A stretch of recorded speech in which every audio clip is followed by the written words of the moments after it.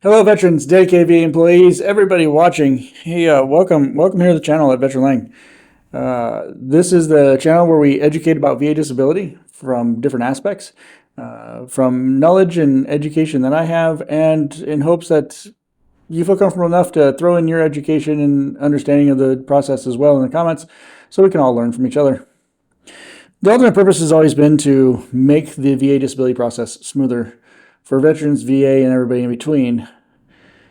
And to do so today, we're going to talk about dependents. And as always, I am your friendly VA-accredited attorney, Matthew Lang.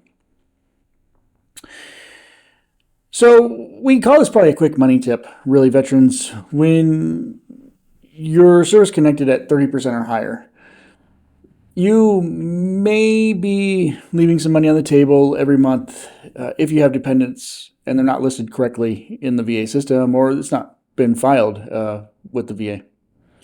So I'm going to cover who counts as a dependent, when the extra pay kicks in, and how the VA calculates it, and how to add or remove dependents the right way.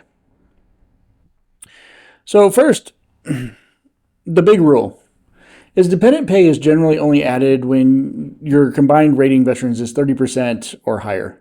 So if you're at 10% or 20%, the VA does not increase your monthly payment for having a spouse, child, or dependent parent. So keep that in mind. The magic number is 30% there. 30% and above. Now you're going to see the rate tables published by the VA on their VA.gov page. I'd highly recommend going there. If you're not familiar with it, sometimes I just like to look up a Google search of a VA disability compensation rates or something along that line, and you can usually navigate it to that particular page inside the VA.gov pretty easily. But that's going to give you the numbers and the changes with all the cost of living updates every year. And it'll also give you the current tables, especially the 2026 this year as we've crossed that line. So if you want to get the accurate numbers from that, I would recommend going to that page. I'm not going to get in great detail today with all the numbers. So who counts as a dependent for this extra compensation? Well, as I kind of already mentioned, right, a spouse, a child, including adopted child, biological child, a stepchild, in many circumstances as well. And then the mention of a dependent parent. So now when I say dependent parent, veterans don't go, hey, mom, dad, why don't you move in with me so I can get this extra money? That's not the way that's going to work. Understand that the VA's got to find that the parent is financially dependent upon you, veterans, and that's why they're living with you. So children usually count if they're under 18 years of age. Now, if they're 18 to 23 and they're in school full time, veterans, you can often keep them on your disability payments there. But you must notify the VA and submit the school attendance request and all the documents that the VA requires there. So if they're going to college, you could still get some money there between their ages of 18 and 23. Now, not to forget, there's also another category on here. There's also a category for a child who's become permanently disabled before the age of 18, and this is known as the helpless child underneath the law. So this is going to require additional medical evidence, veterans to submit, and it's going to be a little bit more legwork. But understand, if you have an adult child living at home who has been deemed permanently disabled before they reach the age of 18, then that is money you could receive even beyond the age of 23. Because remember, the ultimate goal of the VA is to take care of veterans and their families, right? So this is one way how they do it. Now let's talk about the calculating of the extra money. The VA doesn't have just a single flat dollar amount when it comes to adding dependents to your awards or your payments there, veterans. VA is going to calculate using those rate tables that I mentioned in the VA.gov page. So they're going to look at your combined rating, and that's going to change the amount that you get as well for your combined rating. Your dependent situation, again, like how many dependents do you have? Is it just you and a spouse? Is it just you and one child, maybe two children, three? Is it you, a spouse, one child, or spouse, two children? You kind of get the point, right? So they're going to look at the number of dependents. Maybe throw in that dependent parent in there as well. Just so here's the simplest way I'm going to explain that for you here. when you find your rating, find your dependent status, and find the intersection of the monthly rate. So, kind of one example I put together here, and forgive me if the numbers are a little off, but let's just say that the table shows veteran at 30% with a dependent spouse and no children has a basic monthly rate of $617.47, perhaps.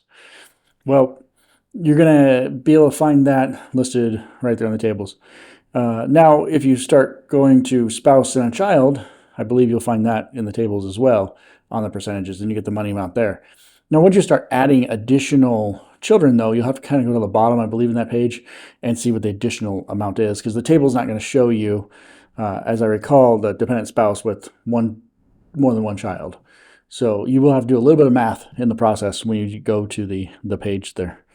But just know that VA.gov has a good amount of this information for you, veterans, and you can easily find those tables and just gotta navigate through them and do the math. So we also have dependents that could need the aid of an attendance as well. So veterans, you may get some money there, and I'm going to just gloss over this because this is a much bigger section, but it does really fall in the realm of kind of what we're talking about here with the dependency issue. So note again the 30% plus, and the spouse has to qualify for the aid and attendance in this circumstance. You're going to see that in the tables. That's why I'm kind of mentioning it. If you go to the VA.gov, just know it's there. So this is a separate kind of aid and attendance piece. It's different from the special monthly compensation that you could get, veterans, for yourself. But the key point today is really the VA rate tables tell you when there's an added amount for a spouse who needs aid and attendance as well. We'll hit that on a bigger picture, but just know that you're going to run across that when you look at the VA page.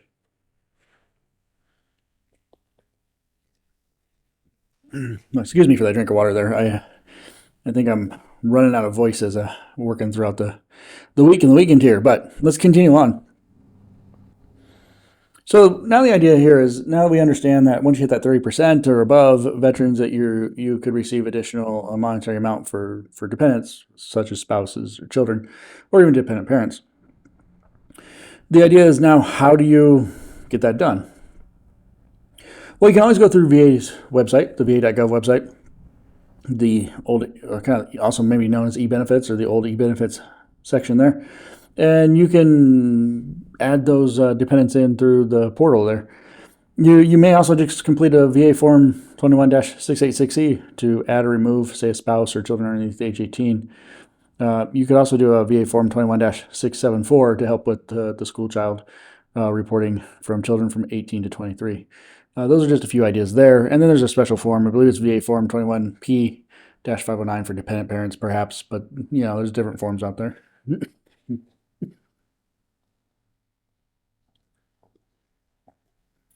Another good way of doing it, though, is if you are working with a representative, they should be able to provide you with additional forms or information to get those dependents on there for you as well.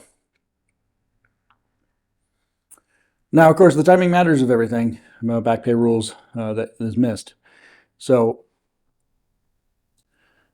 this part usually costs people real money in the end here. So if you already had 30% at the time that you say you got married, or a birth of a child, veterans, or the time you adopted even a child, the VA may pay you back pay to that event, but only if you file the claim within 1 year of the event. And then you also respond to VA's request to any additional evidence they may need within that 1 year. Now, you could also get, say you were married prior to receiving 30%, you could also still make that claim within the 1 year of receiving that 30% to get that back pay. So don't wait. If your family status changes, treat it like a deadline. And then keep also in mind, it may not be necessary, but when I mentioned additional requests of evidence within 1 year from the VA, it's not always that the VA needs a bunch of additional evidence, but sometimes it may be needed to clarify the record or understand if, say, the marriage is legal in the state that you were married in. So they may need marriage certificates and divorce decrees if you were married before veterans and you're remarried, or even birth certificates just to show when the child was born, or the child's actually biological or somehow related to the spouse as well. Maybe even adoption paperwork just to show that correlation too. So those are just some ideas of some of the evidence that might be asked. But just keep in mind, it's not always a requirement in every aspect, but it could be needed.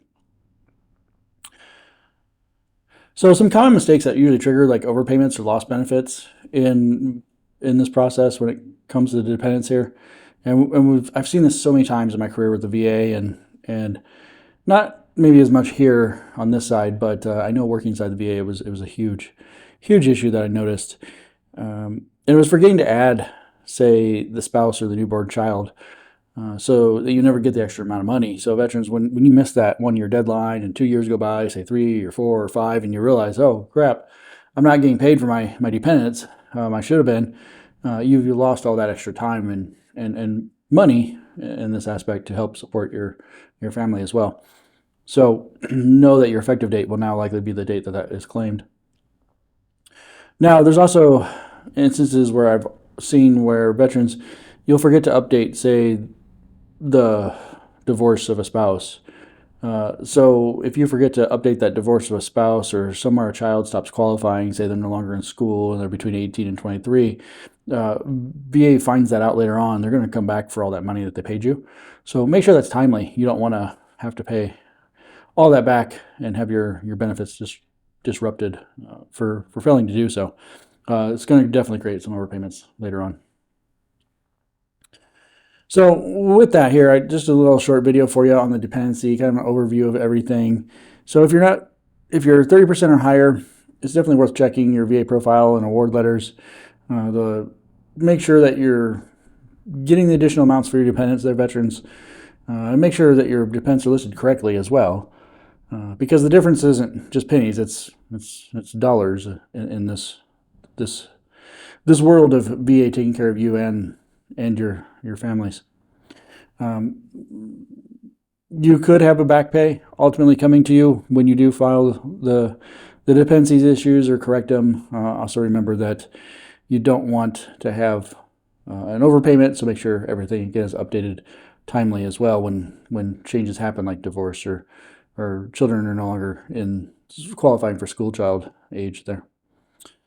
So with that, if there's any questions, feel free, again, put them in the comments there. I would probably talk more about dependents, maybe in more detail, but as you know me, I like to lay a foundation of everything and eventually get back to it and as we grow upon everything. With that, veterans, always keep in mind, again, VA-accredited attorneys, VA-accredited agents, VSOs, all here to help in the process. If you feel at one point maybe a representative such as a VSO is unable to do it anymore for you, maybe they've reached the limit of their knowledge, it's okay to reach out to another representative just to see if they have any ability to help you out there. But work with that VSO too. Be respectful and let them know that you're planning on doing that, because maybe they can still help you further. But just remember, the point is we're all out here to help each other and we're all working the same mission. If you would like to speak with me and possible representation, feel free to go to my website, veteranlang.com. Check out my calendar there. Get on my calendar. We can do a phone call. Veterans, we help you nationwide. We are VA accredited. And if you're here in the local area, feel free to stop in as well. There's also a link on there to do an in-person VA evaluation there. No charge on the evaluations. We'll talk about all the costs and everything later on. We do our best to keep it as low as possible for you veterans. So anyhow, with that, thank you again for sticking around for another video. Hope to see you again next week, and let's talk more VA disability. Have a wonderful day.